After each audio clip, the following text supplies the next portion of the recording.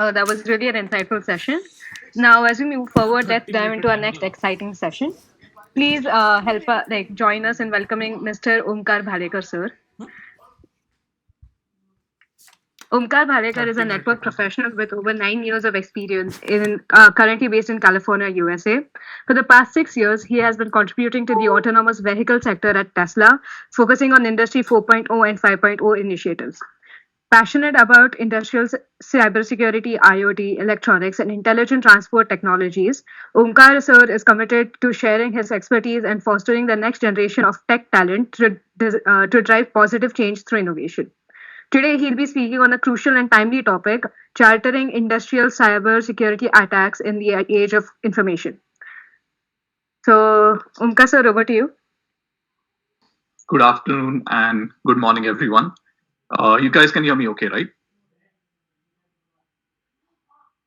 Yes, sir, you're audible and visible as well.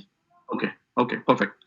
Okay, good morning, everyone. And thank you, ma'am, for the introduction. So it's a genuine privilege to be here at such an exciting international conference, which is on artificial intelligence, machine learning, and defensive security at SNDT University and partnered by Vulnuris. So I appreciate the invitation to speak amongst professionals at various levels and who are shaping the future with technology. So I really like to talk to you about what we are facing today. So I want to be mindful of everyone's time. So I just want to keep it short and crisp. And I think Santosh sir and Rakshit sir really brought up very important points about being aware of the attacks which are happening in India.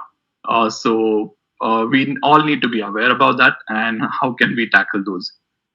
So what I would really like to talk to you about today is how we as individuals, as researchers, as representatives of various different businesses and industries are dealing with an unprecedented change.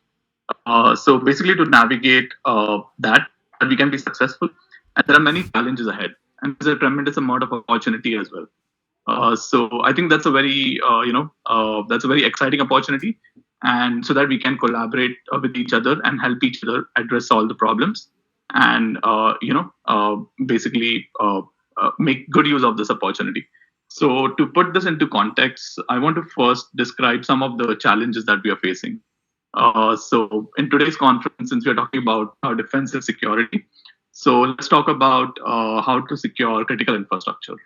So let me quickly share my slide and let me know if you can see it.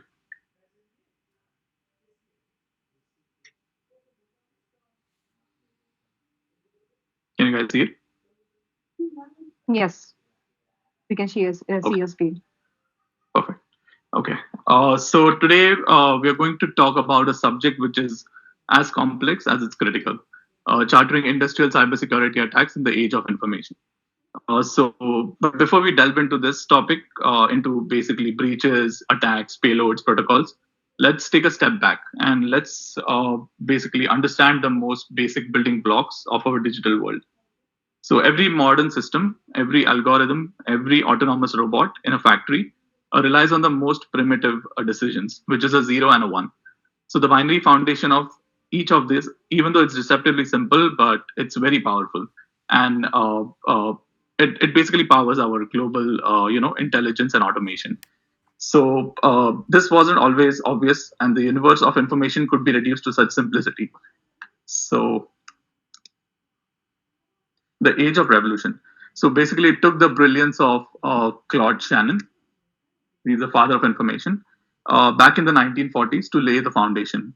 So often called as the father of information, Shannon introduced a revolutionary idea that information could be quantified, not by its meaning, but by its uncertainty. So I would suggest everyone to read this paper by Claude Shannon, A Mathematical Theory on Communication. It's a very informative paper. Yeah, so basically, he was the he was a father of information who basically put forward the theory and established the principles to govern like how we transmit, store, and secure data. So he showed us the messages which could be encoded into zeros and ones, And basically, even that can be done through like noisy communication channels. So Shannon vision gave us more just a theory, but it gave us internet and wireless communication as well as digital computing and cryptography. So his work made it possible to remotely control not only data flows but machines. And the insight lies in the paradox of the era. So basically, it's the simple bit that allows us to control industrial systems are the same bits that can also be weaponized. So, so here's the basic building blocks of all the information, which is the zeros and ones. So this is just a code. If we can intercept, if we can code, we can manipulate, and if we can control, we can compromise. So today's zeros and ones are not just about moving through servers. They're not just moving through smartphones, but they're also pulsing through like robotic arms, through chemical injection pumps, through power substations, and also all the entire manufacturing. The direct motion, they regulate heat, measure voltage, etc. And yet, if they are in wrong hands, then they can disable, deceive, and even destroy. So here's I wanted to show you a quick video, which was from a couple of weeks back from a lab in China. So just see what happens. It doesn't have audio. So just see what happens when there is a single bit error or single bit corruption.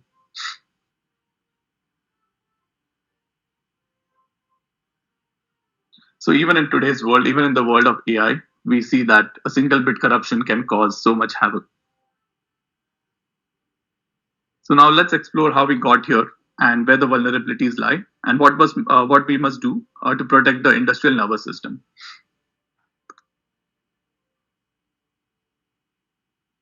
So the industrial world has undergone a metamorphosis where once we had isolated machines and systems, now we have a vast interconnected digital ecosystem. Factories are no longer dumb machines, but they are intelligent, real-time data-driven systems. So the introduction of Industry 4.0 brought us the predictive maintenance, digital twins, and real-time analysis, and also automation control. Manufacturing, energy distribution and transportation, and even in today's world, the water treatment plants. These are critical sectors which have been transformed by connectivity. So operational technology, once air gap and immune from the internet, is now converging into the information technology. So OT and IT both are converging. But there's a contradiction. So every layer of innovation, every sensor added, every remote dashboard, each of these increases the surface of the attack. So what was once a physical access now requires an IP address for each and every pump and each and every machine. So this is just not a hypothetical risk, but it's a lived reality. And in 2023, more than 60% of industrial organizations reported at least one security incident. The number of vulnerabilities disclosed in the industrial control systems has increased almost sixfold since 2018. That's like 120 days of silent observation, manipulation, and preparation for the sabotage by the attackers. So now we are in an era where the uptime is no longer just a productive metric; it's a matter of national security. So I would like to dive into the attacks. So to understand the magnitude of what's been happening in the world, we must revisit some of the most high-profile attacks that have shaped the industrial cybersecurity domain.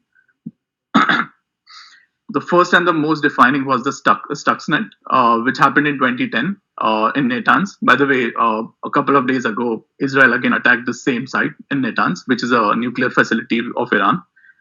So this Stuxnet virus or a malware was discovered in 2010, and it wasn't just another worm. It was a political weapon which was masqueraded in a code. So it targeted the Iranian nuclear centrifuges by rewriting the logic of the PLCs and also simultaneously feeding false data back to the operators. And what was the result? The physical destruction that masqueraded as a maintenance anomaly. So there was no missile, there was no bomb, there was just manipulated bits, which is zeros and ones. And yet it crippled the entire nuclear facility and set Iran's nuclear program back by 1 to 2 years. And I guess it did the same again. The next one was Ukrainian power grid, which happened in 2015. They basically attacked the power grids in Ukraine. Russia did, and they basically used a malware tool known as Black Energy.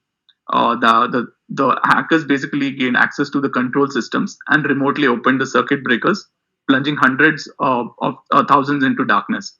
So this wasn't just an experimental hack. This was a coordinated attack on a civilian infrastructure, and this happened during dead winter. So it must have been very. Next one was 120. Happened in 2017 in Saudi Arabia. This was called the Triton attack, or Triton petrochemical attack. And basically, unlike the other attackers, it focused on disruption espionage. They targeted the safety instruments in the petrochemical plant in Saudi Arabia. So these systems were designed to prevent catastrophic accidents, explosives, fires, toxic leaks, such as release of poisonous hydrogen sulfide. The intent was not to cause an inconvenience, but the intent was to disable the plant's last line of defense and potentially endanger the human lives. The next one was the ransomware on the Colonial Pipeline, which was the most recent one, which happened in 2021. It compromised a VPN credential, and it halted basically the fuel delivery to the entire east coast of US. So it affected all these states on the east coast. The ransomware didn't even touch the pipeline's control systems. It was just a ransomware. So the operational fallout was enormous for this one. And there was fuel shortages, there was panic buying, like how it happened in the pandemic, and national headlines. So basically, it was a cyber event which caused chaos in both IT, which is information technology, and OT, which is operational technology. And this one happened in 2023. So you might have seen this logo. This is from TeamViewer, which most of the people use. Everybody knows about this. So this is a simple application which was hacked. Basically, this happened in Oldsmar water treatment plant in Florida, where a remote attacker tried to increase the sodium hydroxide levels in drinking water. So he or she was able to hack the TeamViewer application of the plant. But thankfully, an alert operator saw the mouse moving on the screen, and he was he was able to avoid the attack. So it's a stark reminder to every one of us that even small municipalities and small infrastructures could be attacked. So these aren't just the breaches of data; these are like breaches of trust, safety, and our collective sense of stability. Now let's look under the hood how these attacks actually unfold. So it often begins. So these are the common attack vectors. It often begins with recon or reconnaissance. The actors use tools like Shodan to scan the internet for like exposed HMIs, SCADA ports, misconfigured gateways. They gather information, firmware versions, vendor details, even without tripping an alarm. So basically, they observe and surveil. They gather information about the targets, and they identify weak links inside the machines, critical machines. The next step is weaponization and access, or the initial weaponization. So this might come through maybe a phishing or a spear phishing email to an engineer, or a stolen VPN credential, or a third-party vendor with weak practices. Like TeamViewer, they had to go and patch in the application. Or a known exploit in a remote desktop, as I mentioned, like the TeamViewer. The attacker gets foothold often in the IT domain. So slowly they began the lateral movement, and many industrial networks lack proper segmentation, allowing attackers to move freely between your IT and OT. So they look for engineering workstations, historical servers, or direct PLC access points. Once inside the control layer, the real danger happens. So the next phase is payload and delivery. So this could be a custom malware designed to reprogram the PLC like Stuxnet, or it could involve subtle changes, altering a pressure set point, silencing an alarm, or feeding false values to a HMI. And finally, there's the infect phase where it's shutting down the turbines, overloading a motor, triggering a safety shutdown, or even exfiltrating a sensitive process data. And the consequences are very real for this. So, and even expensive. And the most scariest part about this is most of the companies don't even know when the breach happened. They know after the damage is done. So the awareness needs to be created. So we are dealing with a perfect storm. Legacy equipment that lacks basic security controls, increasing demand for remote connectivity, and skill gap between the IT and the OT teams. So many industrial devices don't just support encryption or authentication. They trust each and every device by default, which shouldn't be the case. So meanwhile, many organizations don't even have visibility into what's running in the networks, let alone just getting compromised. So I think we need to be clear and honest that security is often seen as an afterthought. Sometimes that slows things down, but in industrial world, what's at stake is not just the uptime; it's also the safety and the reputation, and in some cases, even the national security.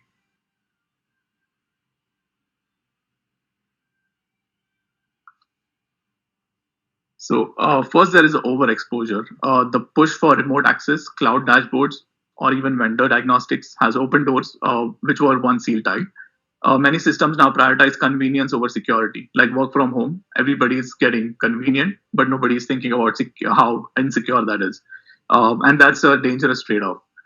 Secondly, there is legacy. Industrial system often have like older hardware, older decades-old hardware, rather. So these systems were never designed for cybersecurity. Many PLCs in the field don't even have encryption or authentication, which were like 10, 50, or 20 or 30 years old.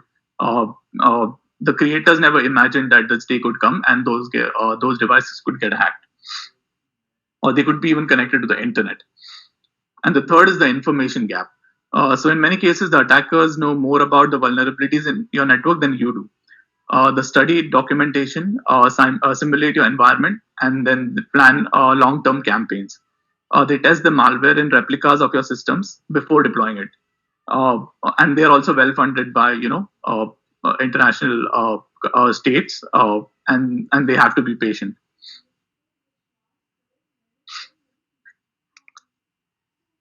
So how do we defend the industrial frontier now? How do we defend ourselves in such an environment? So we start by rethinking trust. So zero trust. The concept of zero trust must be extended into the OT as well. Authentication, access control should be enforced, not just at the perimeter, but should be at every layer.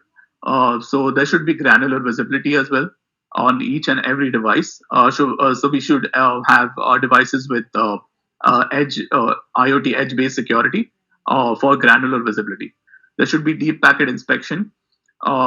Machines, it should be between machines, users, and between software components as well. The Purdy model gives us a conceptual foundation, but in practice, we need a granular reinforcement. Firewalls, DMZs, one-way gateways must be rigorously applied to stop lateral movement between these OT networks. We also need visibility. We need deep packet inspection and industrial intrusion detection systems to understand what normal traffic looks like. So we should create baselines to understand the difference between what normal traffic looks like and what's what's a traffic which might cause harm to the critical infrastructure. So, and in industrial systems, the anomalies are not often the first and the only sign of compromise. So we need the anomaly detection as well. The next thing is proactive approach, strong incident response plan. So in this case, the tools aren't just enough. We need teams, which are the strong incident response teams, and they need to have a strong strategy.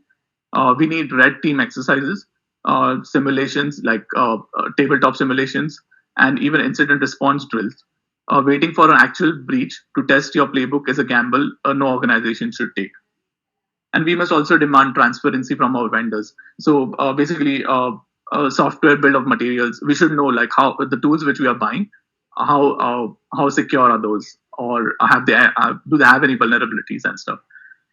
So next thing is having next generation firewalls with intrusion detection, intrusion prevention systems, and periodic red teams, as I mentioned before. And the latest one, everybody knows AI-driven tools. We need to use AI also to secure our critical infrastructure and for digital anomaly detection. So if a device is going to sit inside a plant for 15 years, we should exactly need to know what's running on the device, what OS it's running, how secure it is, and who's responsible for it when things go wrong.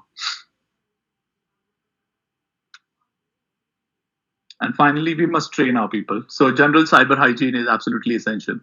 The engineer on the factory floor should know how to spot fish and spot a phishing attempt. The technician servicing a PLC should understand what a rogue configuration might look like. And cybersecurity cannot just be a domain of siloed IT department. It must be a part of the operational DNA. So let's go further and let's imagine a future where cybersecurity isn't just bolted down, but it's basically part of the critical infrastructure DNA. So what if we had control systems that authenticate every packet by default? Just imagine what if every industrial device came with a secure bootloader or a OS, a hardened kernel, and a tamper detection device. What if AI systems in factories could isolate and quarantine rogue processes automatically, but before the damage is done? And what if nations, vendors, and operators shared threat intelligence openly, like Five Eyes, as even Santosh sir mentioned? Because in a connected world, an attacker on one plant is a lesson for all the countries. And this is the world we must build, because in the era, we are not just protecting the uptime, we are protecting the trust. So as we saw, the key highlight of this conference is artificial intelligence majorly, and it's also the topic of the world in general. And I think a few weeks ago, Sundar Pichai said in an interview, the CEO of Google, that AI will be bigger than internet. So it's basically contagious. It's affecting each and every domains. So we not only need to transform the mindset in cybersecurity and make use of AI, we should also improve the security posture of critical infrastructure, but we should also make it part of the operational DNA. So I'll leave you with a thought. In the age of information, cybersecurity is not just a niche concern. It's a universal operational reality. Every pump, every robot, every control valve is now a part of a broader battlefield. So the question is not whether we will face the attacks. The question is, will we be prepared when the attack happens? So let's not wait for the next disaster. And let's lead, secure, and defend, because the future depends on it. I conclude with this, and thank you, everyone. It's an honor to be part of this conference, and I'm greatly thankful to Mrunal ma'am, Isha ma'am, Ashwarya ma'am, and the entire staff of Vulnuris. I'm open to questions if you guys have any. Yeah, happy to answer it. Yes, sir, we are open for questions. Anyone who has any related questions can please ask in the chat box, or open your mics and just ask.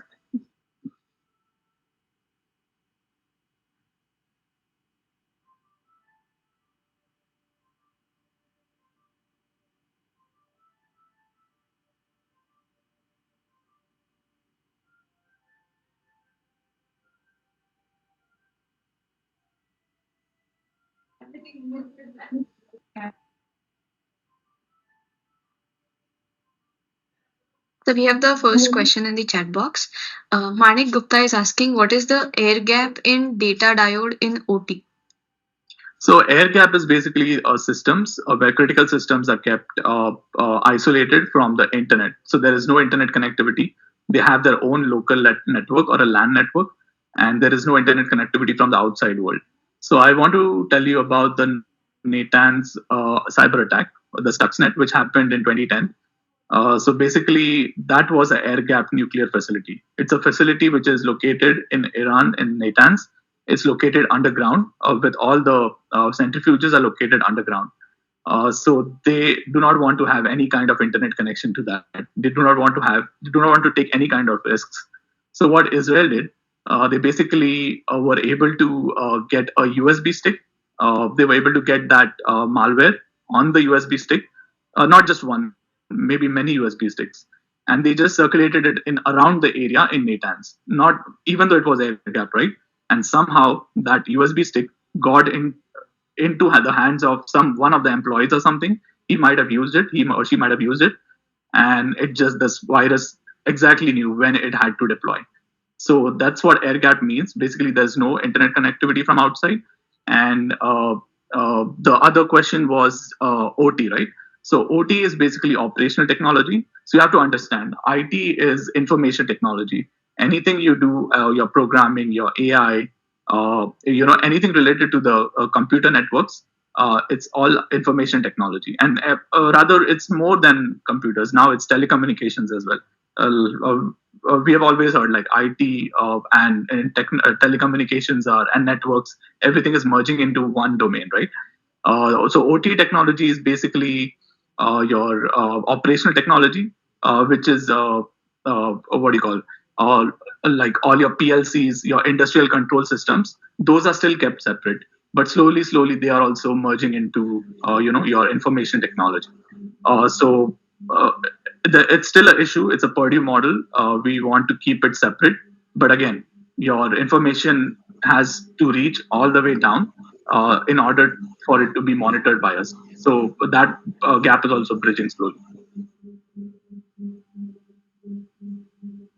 Data diode, I think data diode. So I have worked with a couple of data diodes. I'll specifically tell you about one, which is a Cyber Owl. I think it's Cyber Owl Defense or Cyber Defense, one of it.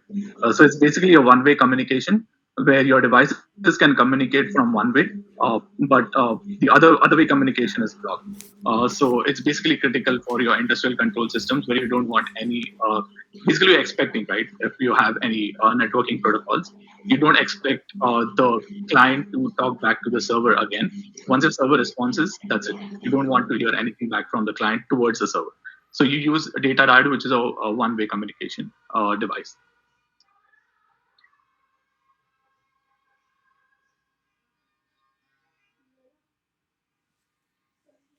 Okay, this is a good question. So I think the most overlooked cybersecurity vulnerability, I would say, is the old. Like I've seen it myself. I've seen like older devices, like older switches, older routers being used, which are not correctly patched.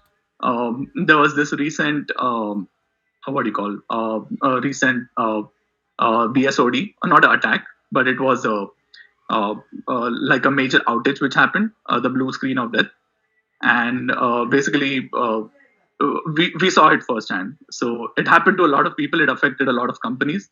So even in like bigger companies, we need to know like all the devices need to be patched, all the OSs need to be updated.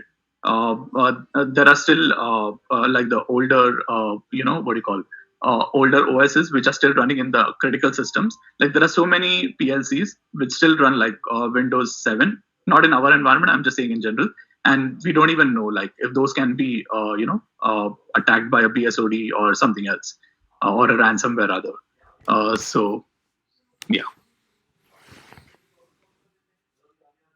it's the biggest cybersecurity risk we see in industrial IoT today. So I think the rather than a risk, I would say we need more visibility all the way to the down, all the way to the PLC. We need so we have visibility in the north-south traffic. The north-south traffic is between your, let's say, your PLC device or a robot at a in a factory towards the internet. You have that visibility. But what about the visibility between your robots? Do you have that? We don't know that. So we need visibility like one robot talking to other. That traffic doesn't pass through your north-south traffic. That traffic is called east-west traffic, which is the OT traffic. There are different protocols for that.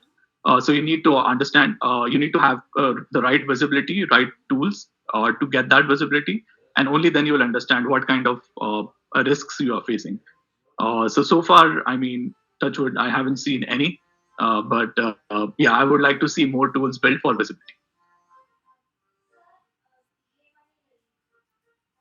So I think Parth's question about the Industry 5.0, I think it is.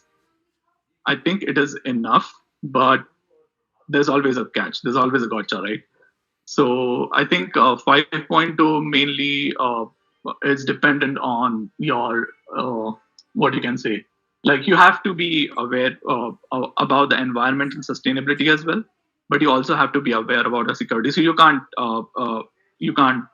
let go your security, like just for having the environmental sustainability. I think the frameworks are enough, but in terms of 5.0, I think you can't trade it off. So you need to always be vigilant and always need to do more. So that's what I think about 5.0. 4.0 is completely based on your cybersecurity all the way to the edge compute. But 5.0, I think, yeah, it's still a new field, and we still need to explore more.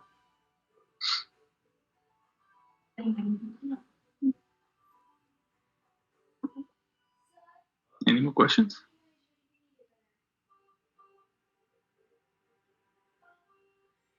No, so I think that's it. Thank you so much for Okay. emphasizing that cybersecurity is no longer a luxury, but a need for each and every one of us, irrespective of the different kinds of industries or professions that we come from. Thank you. Thank you for the opportunity. Thank you so much. Isha, Mrunal, I think let's go on with the next session, please. Great. So thank you so much for the insightful session, Mr. Omkar sir. Your perspective truly set the tone for the discussions ahead. Yes, there's